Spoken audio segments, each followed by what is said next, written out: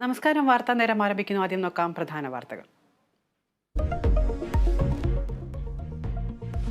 തിരുവനന്തപുരം കാരയ്ക്ക മണ്ഡപത്തെ വീട്ടിൽ പ്രസവത്തിനിടെ അമ്മയും കുഞ്ഞും മരിച്ച സംഭവം. അസ്വാഭാവിക മരണത്തിന് കേസെടുത്ത് പോലീസ്.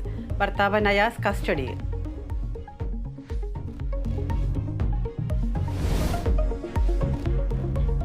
ലോക്സഭാ തെരഞ്ഞെടുപ്പ് സ്ഥാനാർത്ഥി നിർണയത്തിനായി CPIM സംസ്ഥാന സമിതി യോഗം ചേരും.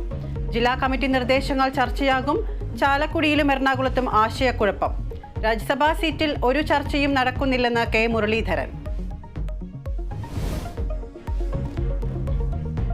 കേന്ദ്ര വനം പരിസ്ഥിതി മന്ത്രി ഭൂപേന്ദ്ര യാദവ് ഇന്ന് വയനാട്ടിൽ.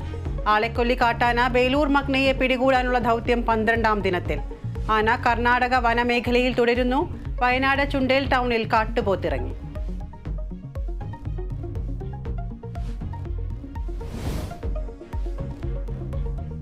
എറണാകുളം കളക്ടറേറ്റിൽ വൈദ്യുതി പുനഃസ്ഥാപിച്ചു. മാർച്ച് 31 മുൻപ് കുടിശ്ശിക കൊടുത്തു തീർക്കാൻ ധാരണ. കുടിശ്ശികയെ തുടർന്ന് KSEB കളക്ടറേറ്റിന്റെ ഫ്യൂസ് ഊരിയത് ഇന്നലെ.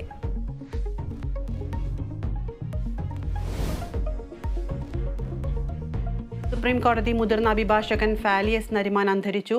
അന്ത്യം 95-ാം വയസ്സിൽ ഹൃദയാഘാതത്തെ തുടർന്ന്. വിടവാങ്ങിയത് രാജ്യത്തെ നീതിന്യായ രംഗത്തെ അതികായൻ.